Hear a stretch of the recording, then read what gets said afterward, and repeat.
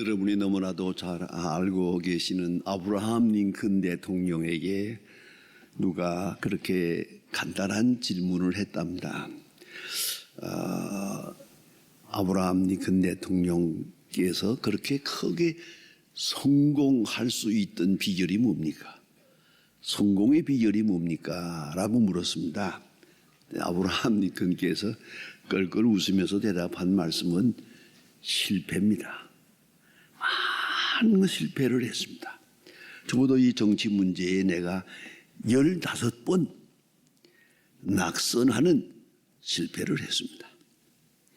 많은 실패, 거기에서 배우고, 거기서 겸손하고, 거기서 진실하고, 거기서 기도하고, 그러면서 성공의 길을 찾았다라고 아주 겸손한 대답을 한 바가 있습니다. 심리학자 스코트 팩이라고 하는 분의 아주 명저가 있습니다. The Road Less Traveled라고 하는 책입니다. 끝나지 않은 여행, 아직도 끝나지 않은 길, 아직도 남은 시간, 그것에 대해서 말하고 있습니다. 그는 몇 가지 진리를 우리에게 설명해 줍니다. 첫째, 삶 속에는 고통과 즐거움이 공존하는 것이다. 여러분, 아무리 고통스럽다고 합시다. 자세히 생각해 보세요. 그 속에 기쁨이 있습니다. 또 좋은 일이 있다고 합시다. 뭐 축하한다, 파티한다 하지만은 가만히 보면 그 속에도 문제가 또 있습니다. 더 큰 많은 문제를, 많은 고통을 가지고 그래서 지내는 겁니다. 그러니까 고통과 즐거움은 하나 공존한다. 이 진리 하나만 생각해도 넉넉하게 이 세상을 바르게 살아갈 수 있다는 겁니다. 고통이라고 해서 고통만 있는 게 아니에요. 즐거운 일이라고 해서 정말 즐거운 일만은 아닙니다. 이 모든 것에 대한 깊은 의미를 알아야 합니다. 아프리카 선교사로서 한평생을 참 엄청난 희생과 수고 속에서 성공적으로 일한 선교사 리빙스톤이 영국을 방문해서 많은 대학을 다니면서 순회하고 강연하고 있을 때 어떤 사람이 이렇게 물었습니다. 그 많은 고통 속에서 사자에게 물리고 뱀에게 물리고 또 전염병에 걸려서 병들고 그 많은 고생하면서 얼마나 고생하셨습니까? 하고 물으니까 아브라함 리빙스톤이 대답한 말입니다. 희생이란 용어를 쓰지 말아주세요. 내게는 희생은 없었습니다. 여러분, 남보기에는 많은 희생이 있었어요. 뭐 정말 극단적인 희생을 했지만은 아니요. 그건 잘못 생각하고 나는 그 속에 엄청난 즐거움이 있었습니다. 엄청난 보람이 있었습니다. 그런 거로 희생이란 말을 하지 마십시오 라고 대답한 명언이 있습니다. 자, 또한 이 일의 가치와 의미를 아는 그것이 중요합니다. 요새 와서 흔히 말하기를 양적 인생이냐 질적 인생이냐 그럽니다. 오늘 우리는 양적으로는 이만하면 살만합니다만은 질적으로는 참 옛날만 못한 것 같은 것을 느낍니다. 옛날에 가난하고 어려울 때 그때 더 행복하지 않았나 그런 생각을 합니다. 특별히 가정의 유래를 보면은 옛날에 가난하고 어려울 때는 뭐 정말 밥 한 그릇을 나누어 먹으면서 그렇게 서로 따뜻하게 사랑할 수 있었는데 요새 와서는 그렇지 못한 것을 봅니다. 요새 더구나 많은 사람들이 연구합니다. 어떻게 하면 치매를 예방할 수 있을까? 그런데 치매를 예방하는 그 가장 큰 것이 뭐냐? 또한 치매의 원인이 뭐냐? 고독이라는 겁니다. 고독은 또 무엇에서 오느냐? 가정을 떠났다는 것입니다. 가정의 개념을 잃어버렸다는 겁니다. 고독하면 이건 무서운 병이랍니다. 우울증으로 가고 우울증은 파멸로 가는 겁니다. 그렇기 때문에 생의 의미가 물량적으로는 커지고 집도 좋은 집이 됐고 우리가 타는 차도 좋은 차가 됐다 하더라도 가정을 잃어버리면 안 됩니다. 가정이라고 하는 데서 오는 유대관계, 그 뜨거운 일치관 하는 체험이 있어야 그게 질적으로 높아지는 생입니다. 나만 행복할 수는 없습니다. 제가 며칠 여행하면서 책을 보다가 보니까 재미있는 말 한마디가 있는데요. 글쎄 이게 강단에서 말해도 될까 생각했습니다. 그런데 그런 얘기예요. 입맞춤이라고 하는 게 있죠. 그 키스라고 하는 게 있는데 이걸 이렇게 설명했더라고요. 남을 행복하게 하지 않고는 나도 행복할 수가 없다. 그 키스란 그 묘한 거거든요. 나만 행복할 수는 없는 거예요. 상대방을 즐겁게 해주면서 나를 행복하게 하는 거다. 그렇게 그걸 잘 설명했는데 참 그렇다 생각을 해요. 남을 행복하게 하지 않고 나만 행복하려고 하는 순간 다 무너지고 마는 거예요. 그걸 잊지 말아야 합니다. 그런 거로 삶의 의미, 삶의 질을 찾아 나가야 한다 하는 것이고요. 진실에 충실해야 합니다. 자기 분석하면서 사람은 얼만큼 행복하냐? 진실한 만큼 행복하다. 얼만큼 불행하냐? 거짓말하는 것만큼 불행하다. 이 얼마나 참 절절한 얘기입니까? 거짓말을 많이 하고 이렇게 살면은 그건 완전히 불행한 것이고요. 비록 우리가 혼란한 가운데 살아도 나 나름의 진실을 찾아 살면 그게 바로 질적으로 성공하는 생이다 말입니다. 또한 균형 잡힌 가치관을 가지고 살아야 한다. 어차피 우리는 다 가지지 못합니다. 포기하고 선택하고 포기합니다. 선택하기 위해서 포기해야 합니다. 그런데 죄송합니다. 둘 다 가지려면 안 됩니다. 어차피 하나를 얻기 위해서 하나를 과감하게 버려야 되는데 이것을 바로 하지 못할 때 그의 생은 무너진다 하는 것이 스코트 팩의 이론입니다. 오늘 사도 바울은 본문에서 말합니다. 그는 지금 로마 감옥에 있습니다. 감옥을 제가 오래전에 몇 번 가보았습니다만은 참 그 지하실에 있는 그 돌로 된 감옥, 창문도 잘 보이지 않습니다. 저 멀리 있어서 햇빛도 안 들어옵니다. 그런 감옥에 지금 있습니다. 언제 죽을는지 모릅니다. 그런 절박한 감옥 생활을 하고 있으면서 어떻게 이런 말을 할 수 있을까? 참 놀라운 말씀입니다. 이로써 내가 기뻐하고 또한 내가 기뻐하리라. 이 빌립보서를 가르쳐서 희락의 복음이라고 합니다. 내가 다시 말하노니 기뻐하라. 주 안에서 기뻐하라. 항상 기뻐하라. 계속 기뻐하라는 말을 많이 본문에 제일 많기 때문에 빌립보서를 우리가 희락의 복음이라고 합니다. 오늘 본문에서도 말합니다.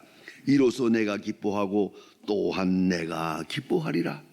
그 고난 속에 그 감옥에서 사도 바울만이 가지는 행복이 있었더란 말이에요. 그 행복이 그렇게 우러러 보입니다.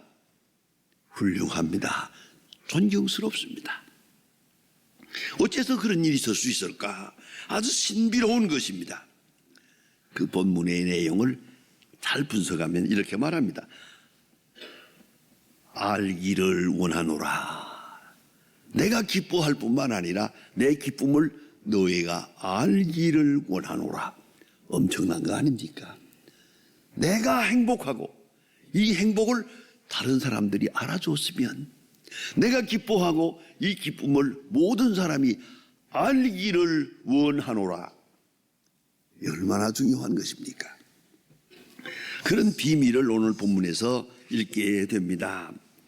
그런 철저하게 복음만 생각하는 신조를 가지고 있었고 교회만 생각하는 그런 아주 훌륭한 사도 아니었습니까? 그의 생활 철학 중심에 복음이 있습니다. 오직 복음이 전해질 수만 있다면 난 더 바랄 것이 없다. 이대로 사라져도 좋고 오늘 끝나도 좋고 복음 중심의 세계관, 오직 복음만을 확장되고 세계적으로 복음이 전파될 수 있다면 무슨 대가를 치러도 그는 기뻐하고 이 기쁨을 너희가 알기를 바라노라. 그 유명한 갈라디아 1장의 5절에서 말하지 않습니까? 사도 바울의 유명한 말입니다. 내 어머니의 태로부터 택정함을 받아 이방인의 사도가 되었노라. 어머니의 태로부터 택정함을 받아. 그는 처음부터 그랬던 건 아닙니다. 예수로 말미암아 구원받고 하나님의 사람이 되고 하나님의 사역자가 되고 나서 하루하루 생각해 보니까 세상에 태어난 것부터가 특별한 거예요. 그것부터가 선택적이라는 것을 알게 됐어요.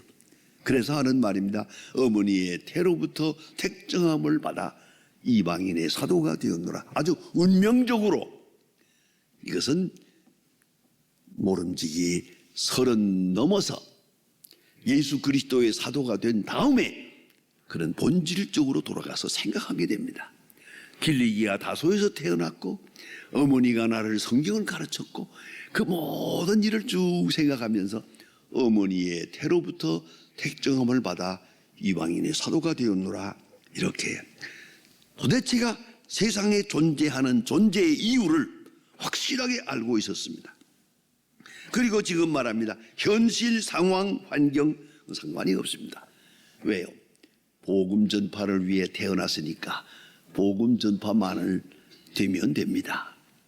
복음 전파를 위해 살아왔으니까 복음 전파를 위해서 죽어도 그것은 조금도 잘못된 게 아닙니다.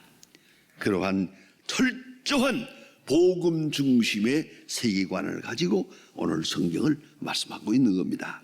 하나님의 큰 섭리를 생각하고 하나님의 경륜 속에서 사도 바울은 자기 현실을 이해하고 있습니다. 오늘 본문에 있는 말씀을 좀 자세하게 살피면 몇 가지 특별한 교훈이 있습니다. 하나가 뭐냐면 여기 본문에 치위대 아내란 말을 합니다. 이 치위대 아내라는 이게 무슨 말인고 하니 사도 바울이 지금 로마 감옥에 들어가 있어요. 감옥에 들어가 있다 보니까 로마 고관들을 만나게 됐어요. 여기서 배경을 들면 더 재미있습니다. 왜냐하면 사도 바울이 로마까지 가는 동안에 276명이나 되는 큰 배를 타고 가다가 배가 파손되지 않습니까? 파손되면서 고생 많이 하게 되는데 거기서 그 로마까지 가는 그 배의 총지휘자는 백부장입니다. 그 다음은 선장입니다. 그런데 풍랑을 만나고 배가 파손되고 이 큰 난리를 지르다 보니까 죄수로 있던 사도 바울이 위대해집니다. 높임을 받게 되고 모든 사람이 사도 바울의 말 앞에 무릎을 꿇게 됩니다. 여러분, 열나흘이나 굶었습니다. 이대로 살다가 나 죽습니다. 이 배는 파손됩니다. 먹어야 됩니다. 그리고 죽사하고 떡을 떼주고 기운을 내세요. 이제 우리는 다 구원을 받을 것입니다. 그 죄수가, 이 키 작은 죄수가 그 300명이나 되는 많은 사람 앞에서 빵빵 큰 소리를 칩니다. 이렇게 된 거예요. 이 상황이 그대로 로마로 전해집니다. 로마의 감옥에 갇히긴 했지만은 이 소식이 다 들려질 때 로마 황제를 비롯해서 모든 고관들이 이상하게 생각하는 거예요. 이번에 잡혀온 저 죄수가 바울이라는 사람이 있다며, 그거 오는데 이러이러한 사건이 있었다며 은근히 생각해서 이 친위대, 요새도 청와대 비서실이 최고 아닙니까? 옛날으로 황제의 친위대, 이건 아주 최고의 권세를 쥔 사람들이, 이 사람들이 몰래 사도 바울을 찾아와서 한 사람 한 사람 1대1로 인터뷰를 합니다. 당신이 그 사람이요? 당신이 그 신비로운 사람이요? 당신이 이렇게 물어보니까 이것을 딱 1대1로 앞에 놓고 전도합니다. 이게 얼마나 좋은 기회입니까? 사도 바울이 만난 이 친위대 사람, 이건 지도력이 있는 사람입니다. 이 한 사람 예수 믿으면 이거는 이제 뒤에 수만 명이 따라올 수 있는 사람입니다. 이 지도자 한 사람이 예수 믿는다는 거, 권력자가 주께로 돌아온다는 거, 아니 재벌이, 교육자, 교수, 어쨌든 사회적 지도자의 급에 있는 분이 하나님께 돌아온다는 건 참 중요한 일입니다. 영향력이 있으니까요. 그를 통해서 많은 사람이 구원받을 수 있거든요. 그래서 그 한 사람, 지성인 한 사람, 지도자 한 사람이 중요한데, 벌써 하나님께서 오묘하게 이 지도자에게 복음을 전하기 위해서 사도 바울을 감옥으로 보내세요. 그리고 감옥에서 친위대 사람을 만납니다. 1대1로 만나서 이렇게 얘기하다 보니까 한 사람 한 사람 예수 믿게 됩니다. 놀라운 일 아닙니까? 그 기독교사를 자세히 연구해 보면 사도 바울이 이렇게 했는데 그 지도급에 있는 사람들이 예수를 믿었어요. 로마 황제가 예수 믿게 돼요. 이렇게 됨으로 말미암아 불과 200년도 못 가서 대로마 제국이 기독교 국가가 됩니다. 놀랍지 않습니까? 미안하지만 사도 바울이 광장에 수만 명을 모아놓고 전도하고 연설을 해가지고 전도 집회 해가지고 된 게 아니에요. 로마가 복음화되기 위해서는 로마의 친위대 사람 고관들을 하나하나 만나게 돼요. 그것도 감옥에서 만나게. 왜? 여러분 이거 아십니까? 건강한 사람이 병든 사람에게 전도 못합니다. 오히려 병든 사람이 건강한 사람에게 전도합니다. 부자가 가난한 사람에게 전도될 수 있냐? 안 됩니다. 그건 사장님이나 되고 그건 회장님이나 하는 거지, 나같이 가난한 사람은 안 됩니다. 안 받아줍니다. 그럼 누가 합니까? 가난한 사람이 부한 사람에게 전도할 수 있어요. 병든 사람이 건강한 사람에게 전도할 수 있어요. 감옥에 있는 죄수가 고관들에게 복음 전할 수가 있었단 말입니다. 아주 중요한 선교 전략입니다. 하나님의 오묘한 섭리입니다. 사도 바울을 이 로마 감옥에다 처박아 놓았어요. 신비롭게. 그 다음에 많은 친위대 사람들이 찾아와서 하나씩 와서 인터뷰하면서 그들의 마음속에 복음이 전파되게 됩니다. 이래서 대로마 제국의 복음화하는 큰 역사가 이루어지게 됐다는 것이죠. 얼마나 신비롭습니까? 구약 성경을 한번 볼까요? 요셉이라는 사람이 있죠.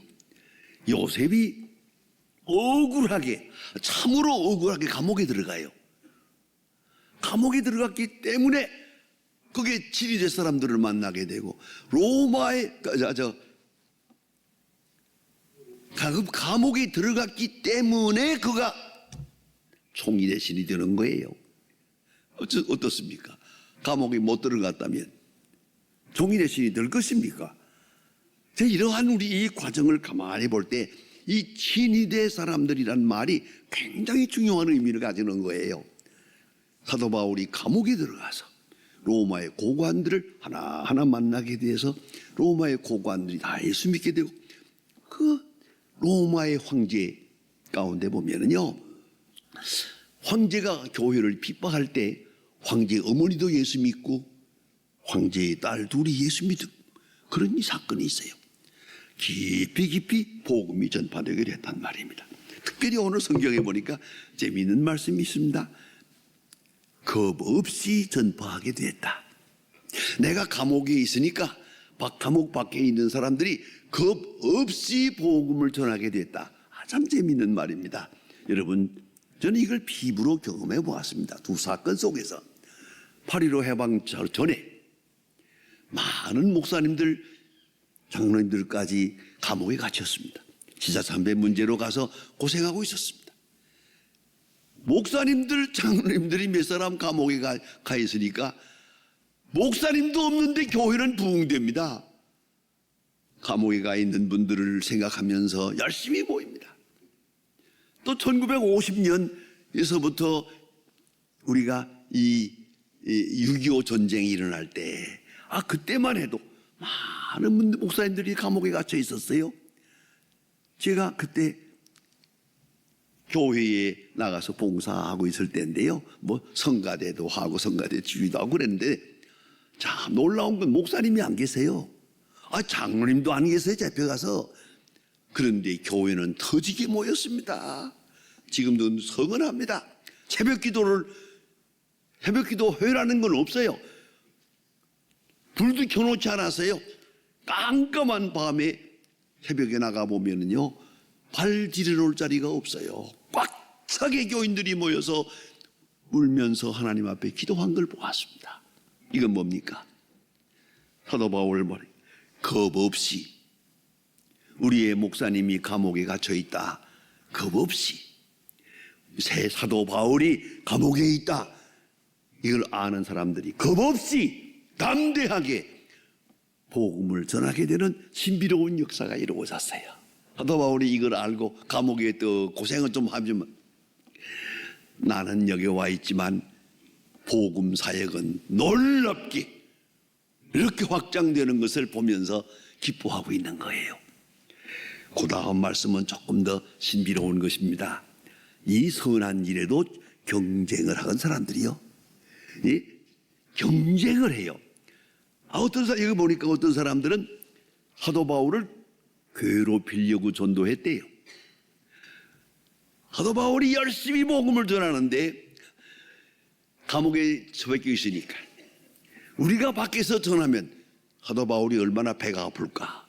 그런 생각이에요. 못된 생각이죠.